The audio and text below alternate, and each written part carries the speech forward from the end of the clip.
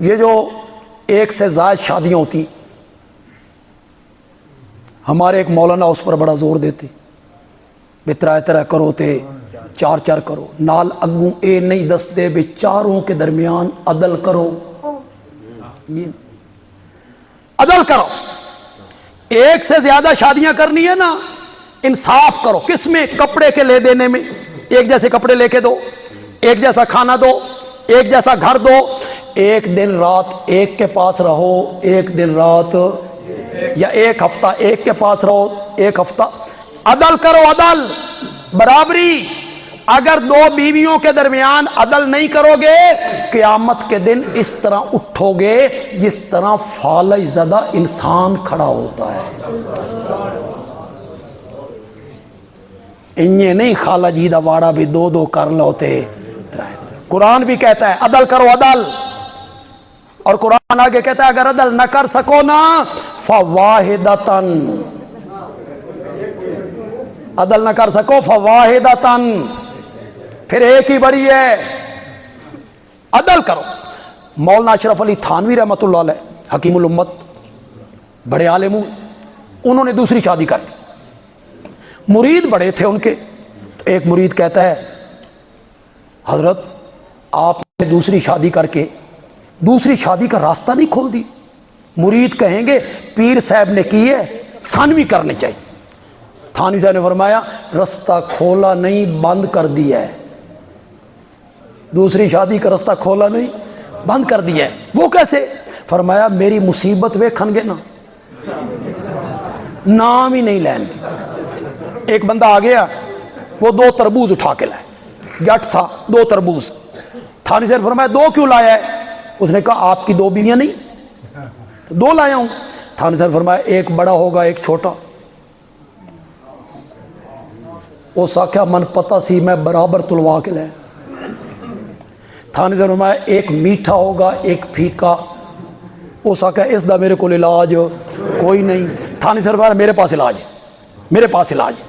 ایک تربوز کو 2 ٹکڑے کیا، دوسرے تربوز کو 2 ٹکڑے کیا، اس کا ایک حصہ اس کے ساتھ ملایا، اس کا ایک حصہ اس کے ساتھ ملایا، 2 حصے اس بیوی کو، 2 حصے اس بیوی کو۔ جٹ یہ سب کچھ دیکھ رہا تھا، اس نے کہا پیر صاحب تو تے مصیبت وچ نہیں پھنس گیا؟ دوسری شادی کرنی ہے نا، عدل، انصاف۔ ہمارے سرگودا میں ایک عالم تھے، انہیں 2 شادیاں کی تھی، اور یہ اس زمانے کی بات ہے جب ابھی میری شادی بھی نہیں ہوئی تھی۔ تو کبھی کبھی نا میرے پاس آ کے رات گزارا کرتے تھے۔ ایک دن مجھے کہنے لگے بندے علی صاحب آج تے غضب ہی ہو گئے۔ میں نے کہا کیا ہوا جی؟ کہنے لگے میری چھوٹی بیوی ہے نا، قدرتی طور پہ مجھے اس سے زیادہ پیار ہے، اور یہ فطرتی ہے، بعد والی بیوی سے بندے کو زیادہ پیار۔ تو کل میری چھوٹی بیوی کی باری تھی برچی خانے کی، کھانے پکانے کی۔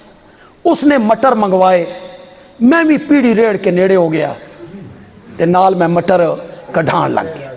بڑی بیوی یہ سب کچھ دیکھ رہی تھی۔ آج بڑی بیوی دی واری سی، اس 10 کلو مٹر منگوا اس آ کے آ بھائی کاری کل بڑے مٹر کڈے نہیں تھے، مٹر کڈ کے بہ کیوں۔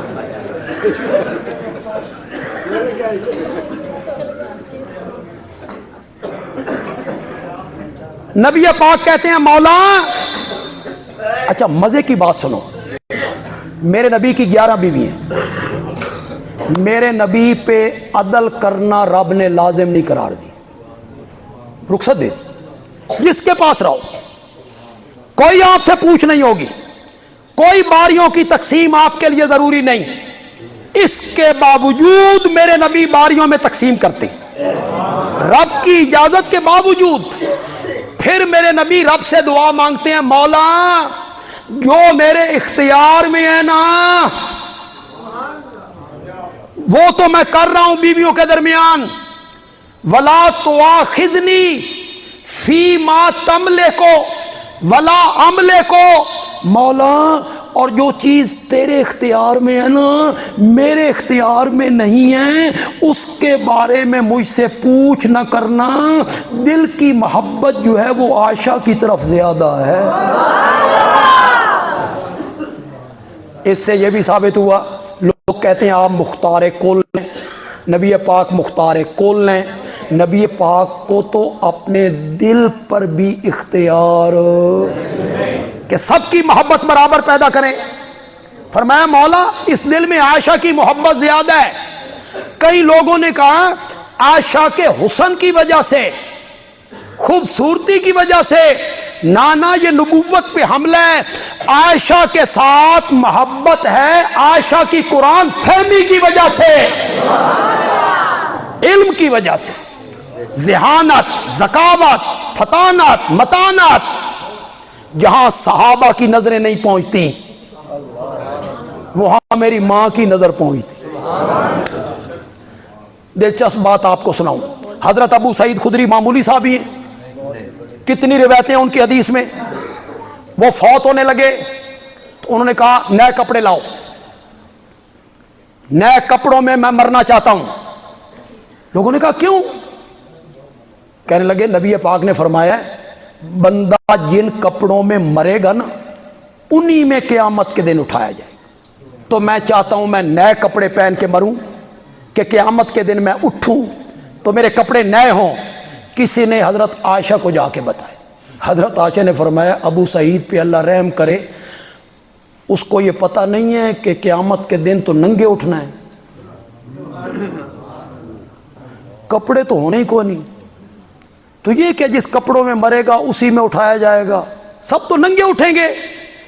اب آگے آپ دیکھیں، کہنے والے نے کہا ماں جی وہ کہتے ہیں نبی پاک نے کہا ہے جن کپڑوں میں مرے گا انہی میں اٹھے گا۔ حضرت عائشہ نے فرمایا کپڑوں سے مراد اعمال ہیں،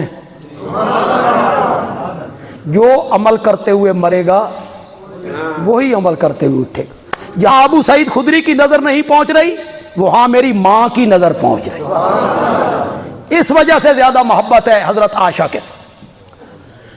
صحابہ خسر فسر کرتے ہیں یہ ہار تو عائشہ کی طرف گیا، پہلے میرے نبی کیا کہہ چکے تھے، ایک دفعہ پھر ذہن میں رکھو، یہ ہار اس کو دوں گا جس کے ساتھ مجھے سب سے زیادہ محبت ہوگی۔ اس ہار کی تقسیم کا وقت آیا، میرے نبی نے کہا میری نواسی امامہ کو بلاؤ۔ آپ نے وہ ہار امامہ کے گلے میں ڈالا، یہ امامہ میرے نبی کی نواسی ہے۔ یہ بات تو شاید اکثر لوگوں کو پتا ہو، اگلی بات کا تو شاید ایک دو بندوں کو پتا ہو۔ حضرت سیدہ فاطمہ رضی اللہ تعالی عنہا جب فوت ہونے لگی انہوں نے حضرت علی کو وصیت کی، حضرت علی رضی اللہ تعالی عنہ کو سیدہ نے وصیت کی میرے بعد شادی کرنی ہے نا میری بھانجی امامہ نال کرنی ہے۔ یہی امامہ حضرت علی کی بیوی بنی، حسنین کریمین کی خالہ زاد بھی، ستیلی ماں بھی، اسی امامہ کے ساتھ حضرت علی نے شادی کی تھی۔ تو یہ بھی میرے نبی کے نواسے ہیں، یہ بھی میرے نبی کی نواسیاں ہیں، یہ بھی میرے نبی کی بیٹیاں ہیں۔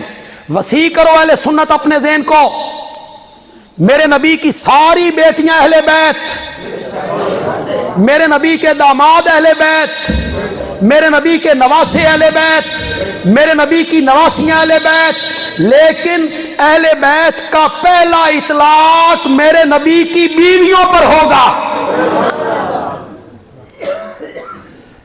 یہ تو میں نے ساری بات اہل بیت پہ کر دی اور بڑے عجیب طریقے سے میں نے کی۔